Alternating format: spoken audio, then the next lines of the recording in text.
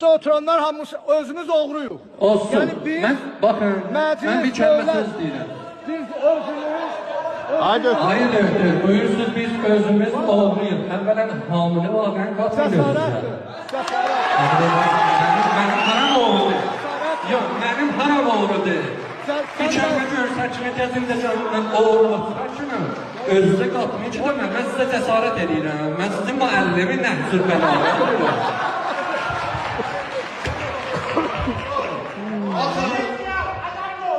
İcazə ver, o tərəfə çıxırma. O tərəfə çıxırma. Mən sənin adamlar çıxırma. Mən sənin adamlar çıxırma. Baxı söz deyirsən, sözün özün o xilafə eləmə ki, məndən istəyirsən. Nəzm ecələsin. Limə təquluna mala təfəlu. Danışmayı bitirə. İcazə verin.